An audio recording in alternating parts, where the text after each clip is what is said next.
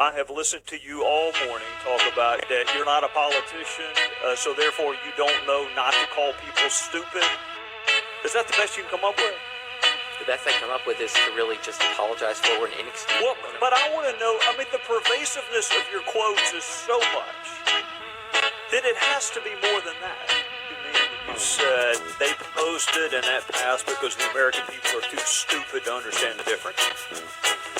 When I said that, I was in a conference being glib and quite frankly trying to make myself seem smart by insulting others. Or you mean when you said it was a very basic exploitation of the lack of economic understanding of the American voter?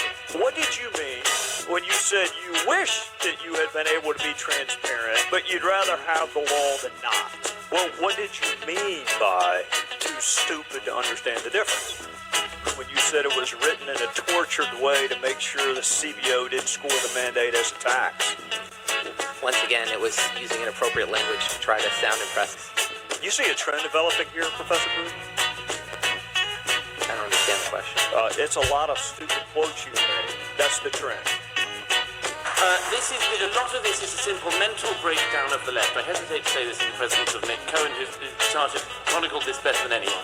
But the mental breakdown of the left, the fact that at so-called left-wing meetings, we have the obsessions with Palestine, for instance. There was one recently, again, that's called Gays for Palestine. Give me a break. If Gays for Palestine were in Palestine, they'd have to move to Israel. I feel like we're watching the stirrings of fascism in Europe again, and I genuinely never thought it would be my country. So he voted against being ruled by a centralised authoritarian superstate dominated by Germany, and somehow you think that that makes us fascists, crying on the streets, protesting against democracy, the temerity to claim that Vote Leave supporters were, quote, low information. Here's a video of a 22-year-old woman crying over Brexit because she thinks it will lead to the immediate closure of Nando's restaurant. You're 22 and you're crying because Nando's might close. If you could list your 3 favourite things about the EU, Holly, what would they be? They would be, well,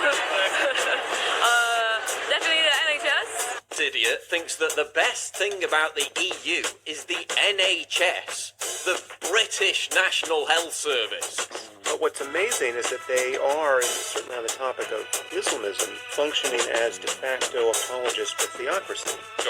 So this is, it's the fact that they don't see this, the fact that this, or that they don't care about this, the fact that identity politics trumps any concern they should have about real fascism and real theocracy and real human rights abuses. That still strikes me as somewhat mysterious. I feel like I'm in the presence of people who have made some kind of reverse Faustian bargain, where it's like they've sold their souls to the devil and they got stupid in return. Somebody needs to say to the shrieking girl who's effing and blinding at her professor, you know what? You're not at a home. This is not a home for you. It's a university. It's a very different thing. And what's more, if you cannot cope with Halloween costumes, then you've got no place at a university, because you're going to have no chance of dealing with quantum physics or Shakespeare or Heidegger if Halloween spooks you out this much. You're a useless person, and you're going to go into a useless career, because if you're a lawyer and you have gone to Yale but you're too sensitive to hear about rape cases, you're not going to be able to represent anyone in a court of law. So you're no use for the law. You're no use for literature, because you might read a novel which will trigger you. You're no use for the sciences. You're no use for anything. And that's what the adults should be saying. They should be telling the kids to grow up.